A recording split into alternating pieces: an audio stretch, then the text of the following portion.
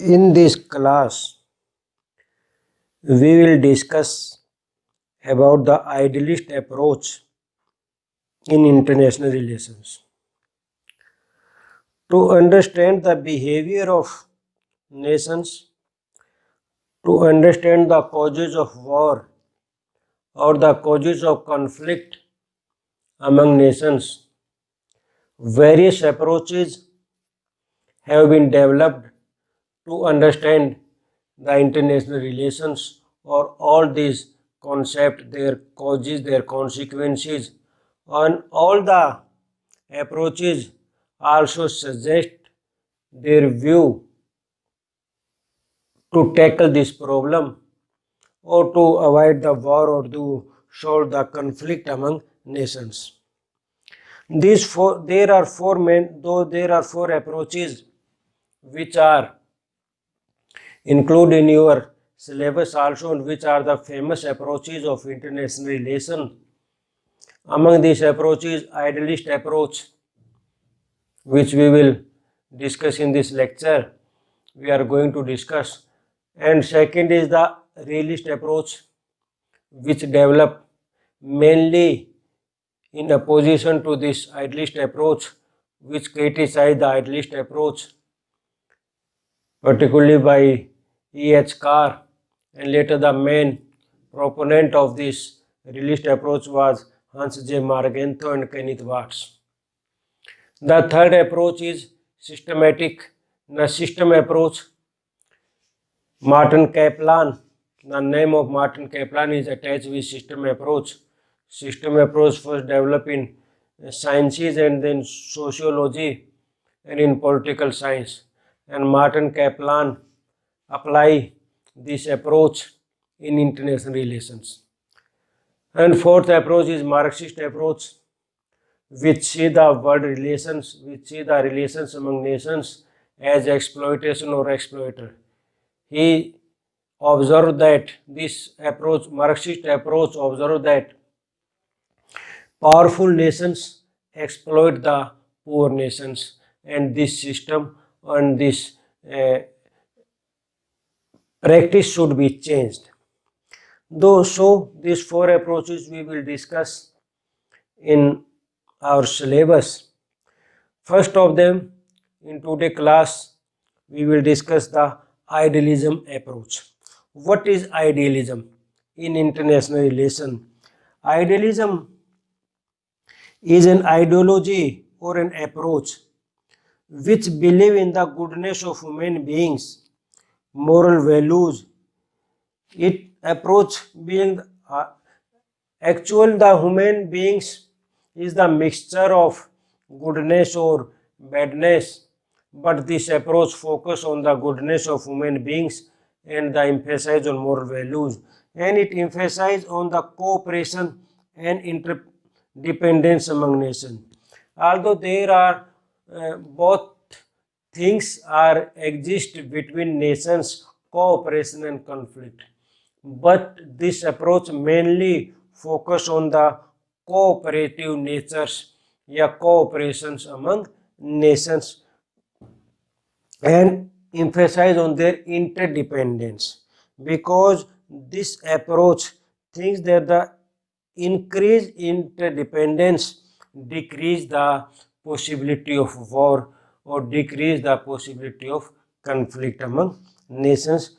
To solve all the problems such as war, conflict among nations, this approach emphasize on cooperation and interdependence, because it want to end the war or it want to eliminate the conflict among nations, and is suggested to develop world order to replace anarchy. At the world level, there is anarchy. Anarchy means there is no supreme power or there is no supreme authority which can regulate the behavior of the nation. For example, at national level, there is a supreme authority, that is the government, which can regulate the behavior of people, which can punish the people if anyone violate the law. but at international level there is no such type of authority which can regulate the behavior of nations, which can enact the rule of behavior or enact international law, or which can punish any nation which violate the international law. So at that system, when there such type of a institution are not exist, the system can be called as anarchy. So realist approach, which we will discuss in the next class, this approach is based on the anarchical system.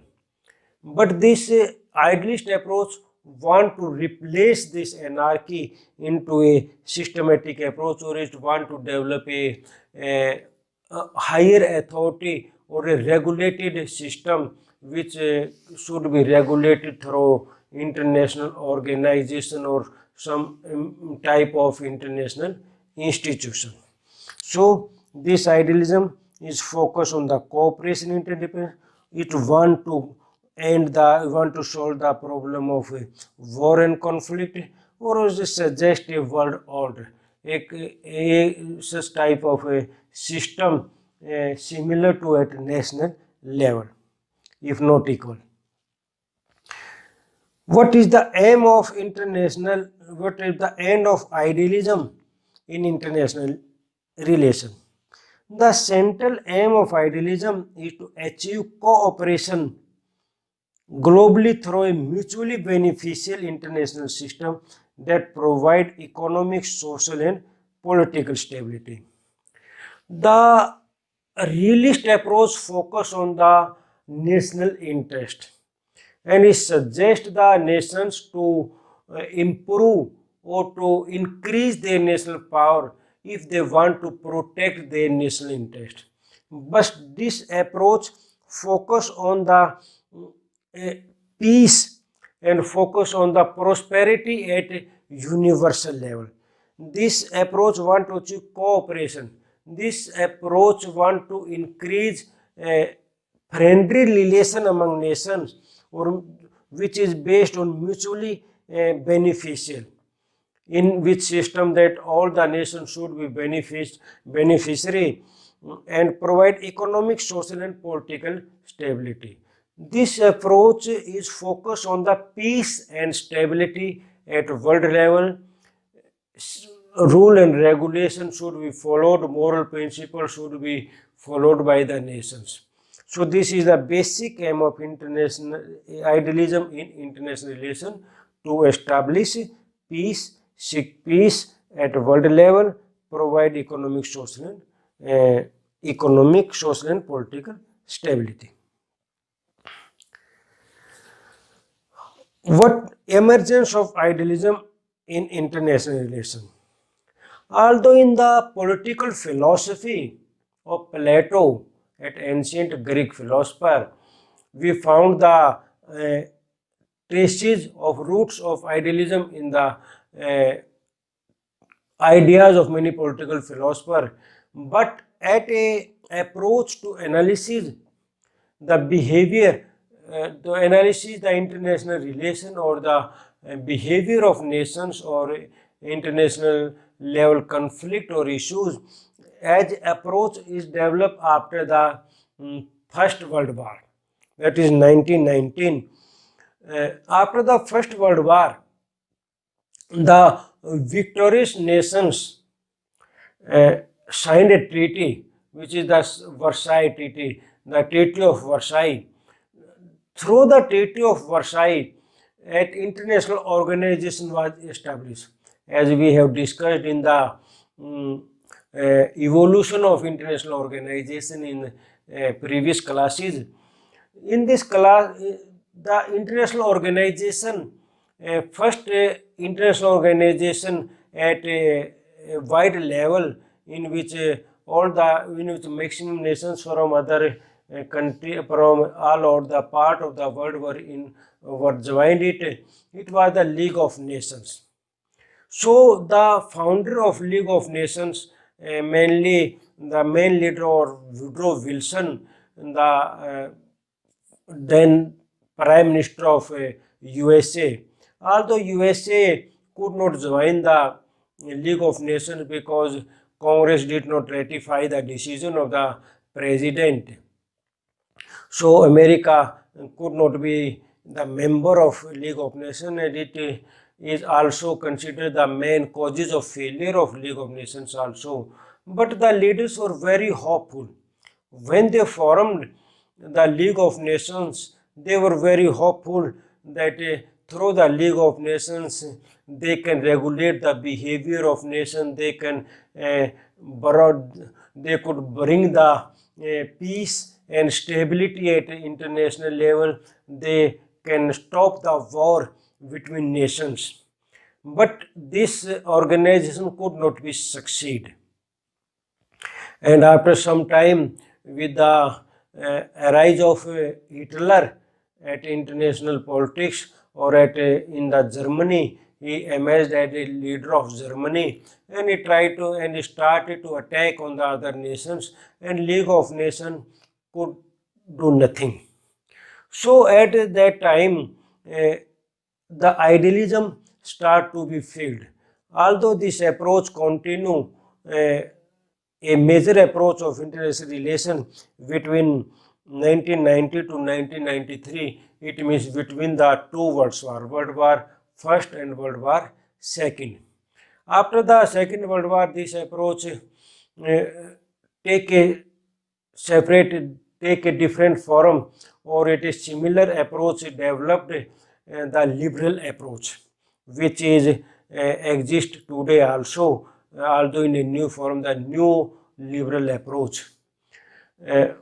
But after the Second World War, the most popular approach developed, which is still popular today also, that is realist approach, which was first developed by Hans J. Margenthaler. Later, Kenneth Waltz provided a scientific base, which is called the structural realism also. So the idea of idealism found in political philosophy of Plato, many other political philosophers, but in international relations it emerged after the First World War. The popular period of this approach was 1990 to 1993. There are many supporters, there are many thinkers, there are many politicians, there are many political philosophers which support the idea of which support this approach in international level, but some names are written here: Mahatma Gandhi, Bertrand Russell, Woodrow Wilson, William Ladd, Richard Coburn, Edwin Ginn, Marcus of Lothian, and Harold Lasky. We will also discuss some of the major ideas provided by some of these political scientists.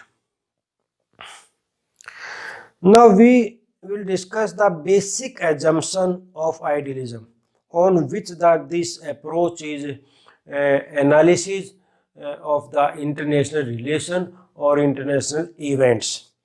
The first assumption of idealism is the human nature. It thinks that human nature is basically good. Also, the human nature is the mixture of good and bad.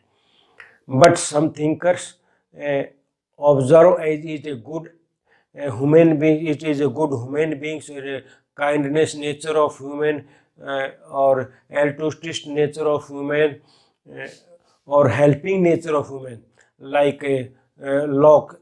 We can see it in the philosophy of John Locke. And some see the dark aspect of or dark side of human nature, such as cruel or selfishness or wicked or cruel, so like Hobbes or Machiavelli. But this approach see the human nature as essentially good, as a helping nature, as a friendly nature.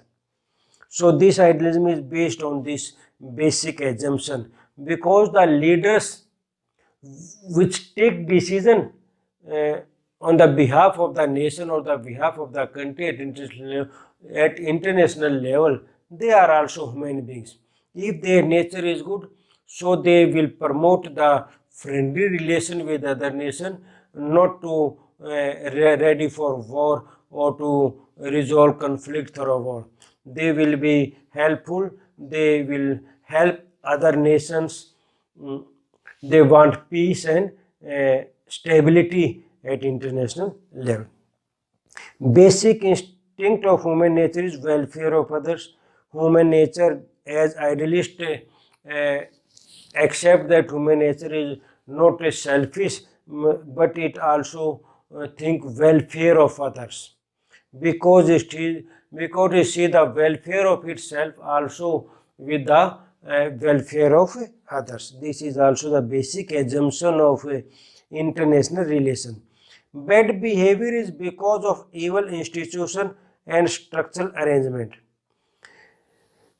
It is the other assumption of idealism which assume that if human beings or at international level, if the nations or leaders take some harmful decision or bad decision or take some action which is not acceptable, and they are because not of their bad nature, but because there are the bad institution, evil institution or structural arrangement.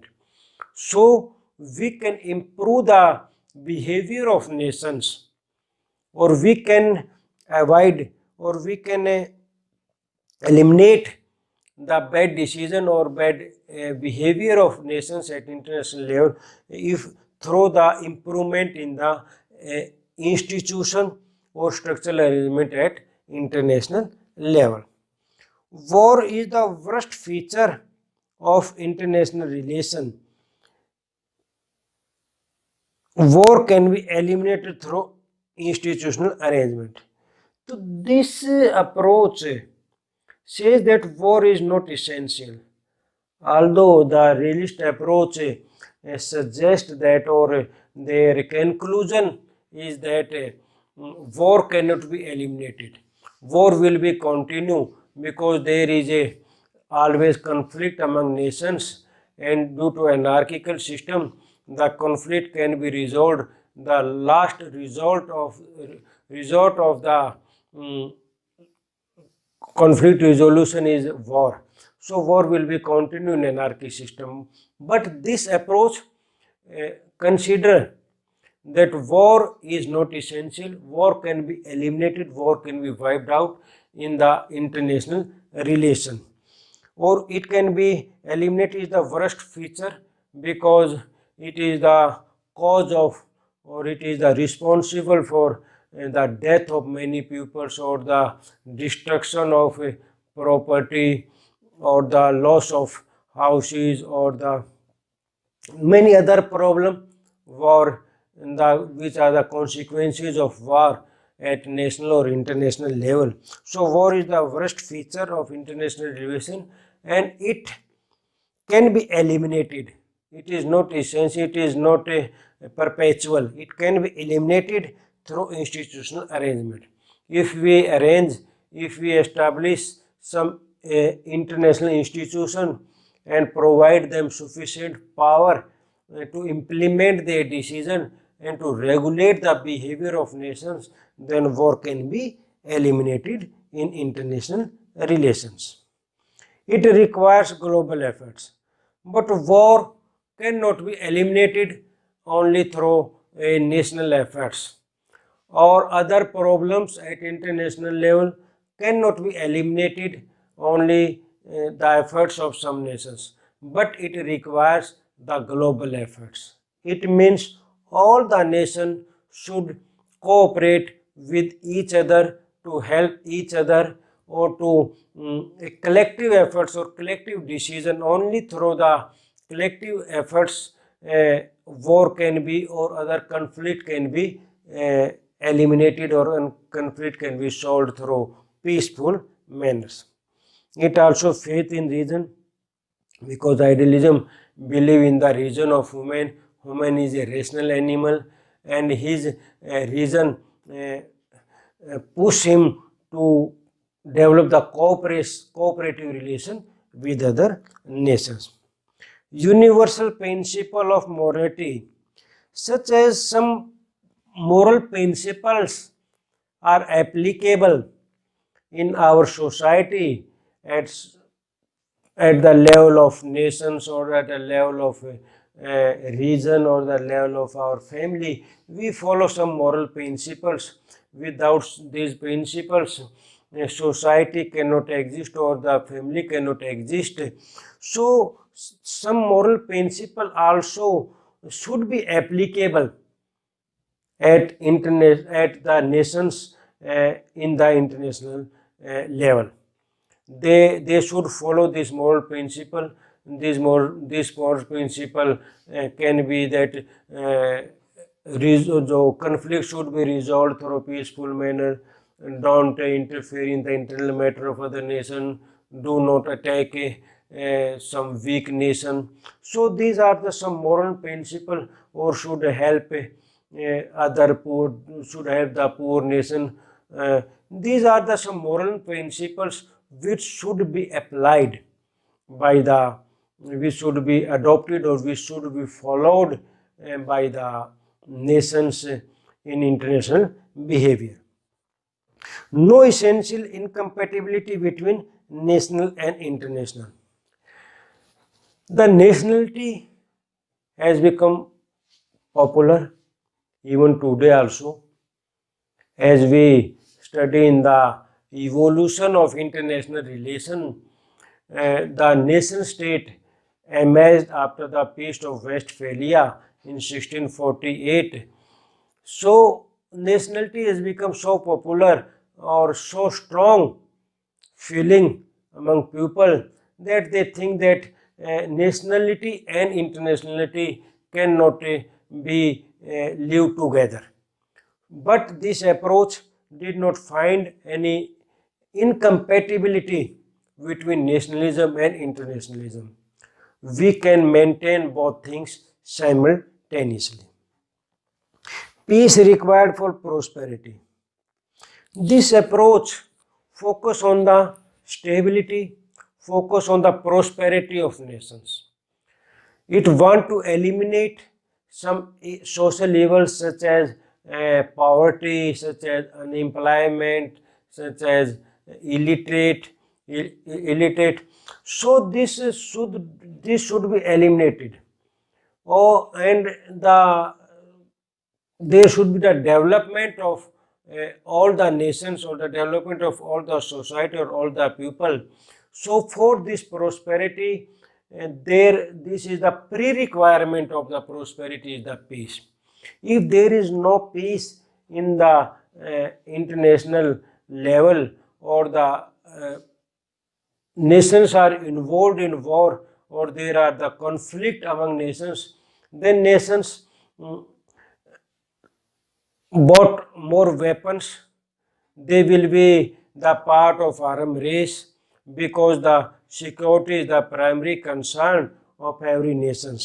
So if there is a peace among nations, so the many resources which they are expenditure, which they are used in the weapons, used for weapons. So these resources can be used for the welfare of people, such as these resources can be used for the education of the people, or for the health of the individuals, of their citizens. So peace required prosperity. Peace is the preconditions of prosperity. Democratic system promote peace. This approach also assumes that, also it is a observation of idealist and observation of many other people, that war, the possibility of war is very less or very few among the democratic nations. Although there is some cases we can find the war between democratic nation, but very less possibility of war between democratic nations. So this approach suggests that it is assumed that if democracy is spread all over the world, then we can solve many of the problem at international level.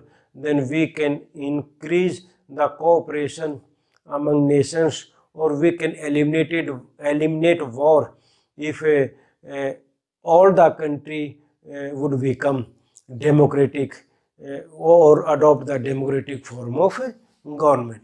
So these are the basic assumptions of idealism on which this ideology is based. Now, on the basis of that assumption, this ideology explains the international relation or international events or the behavior of nations.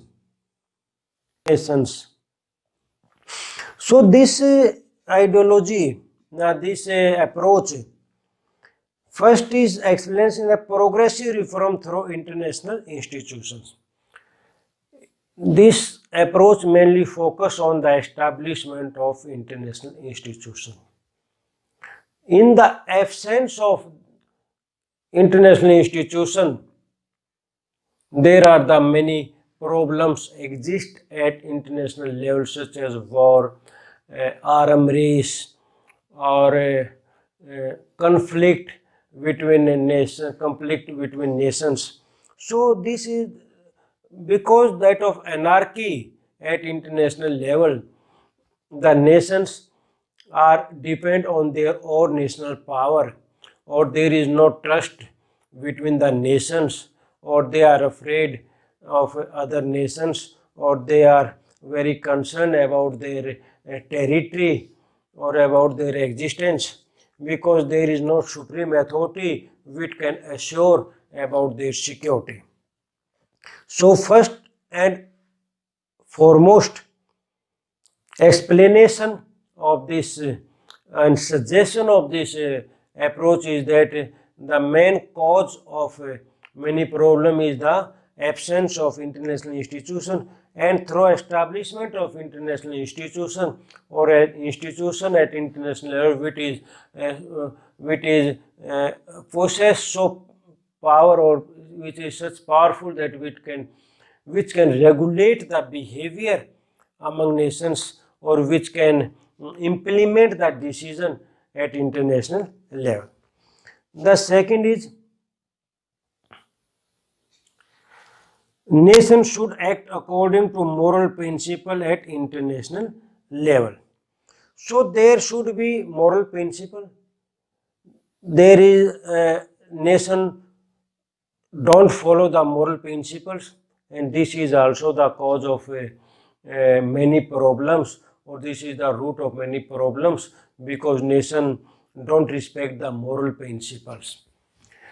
Without the existence of moral principle, a society also cannot exist, or it create many problems in society. Like this manner at international level also, if nation don't follow the moral principle, and then this create many problems for others, or it create instability or insecurity at international level.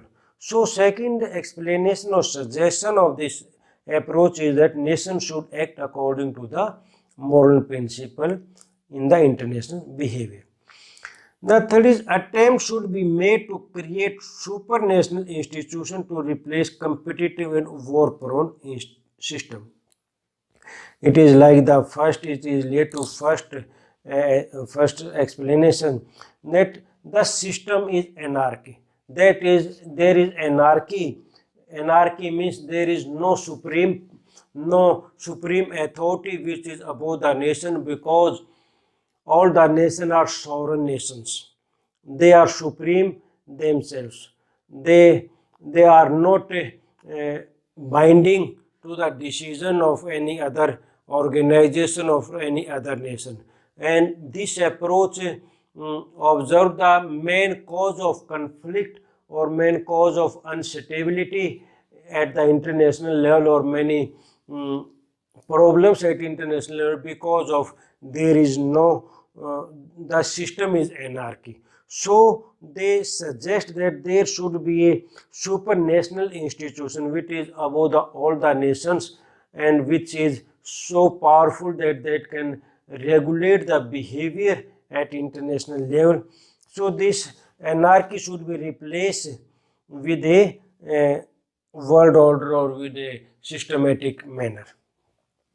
Legal control of war, there should be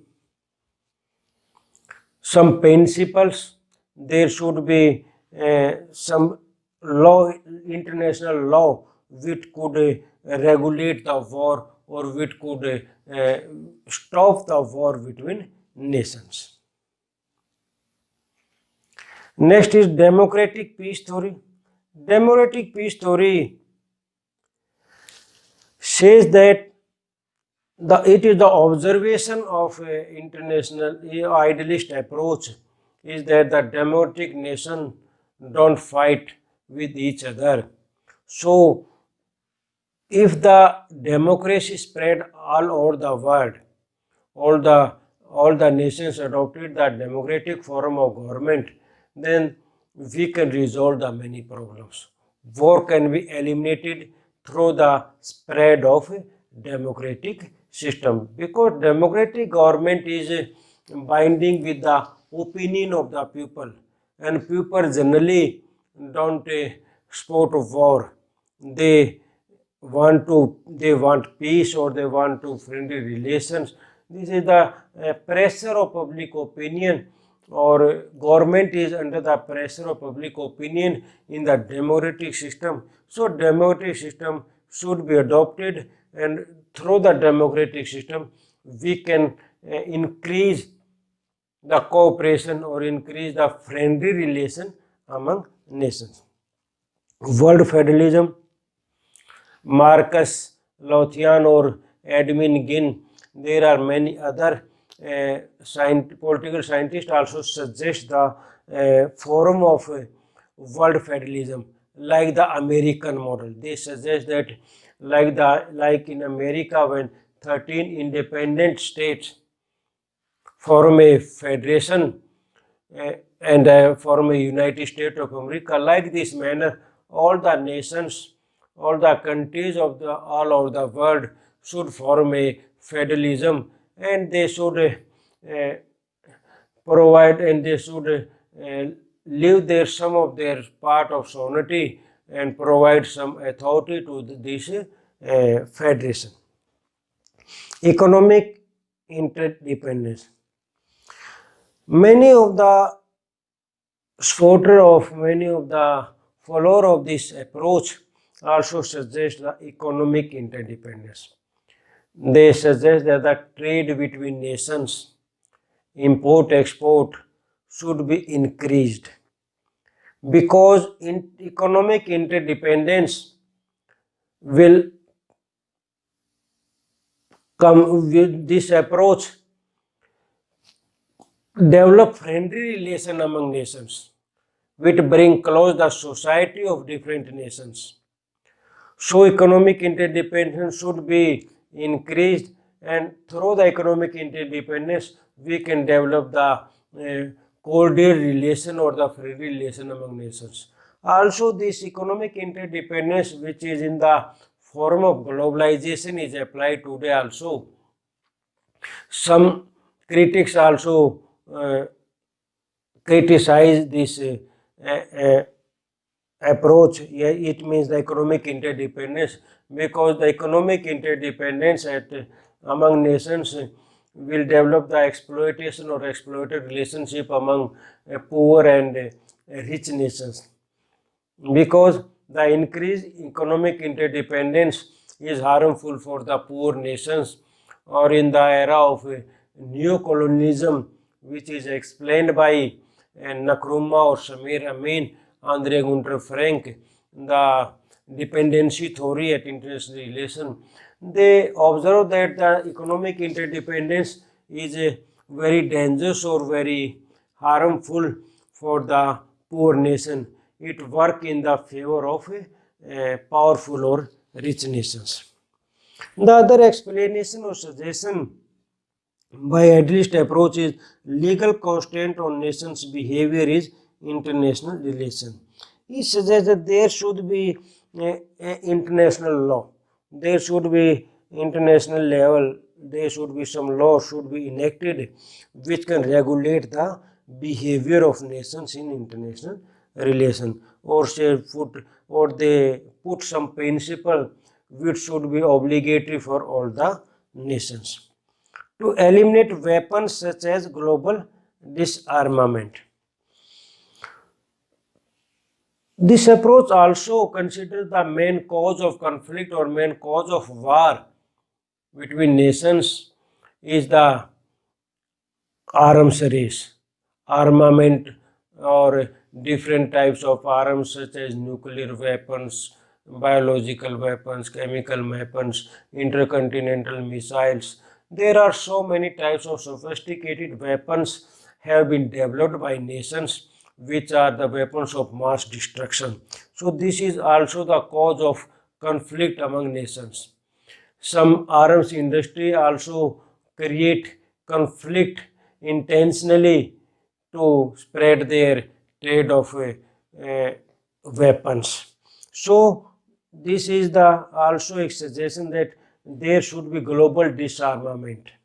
Arms, all types of arms should be eliminated completely, and through this disarmament we can develop the cordial relation or the friendly relation among nations, and war can be stopped through the global disarmament.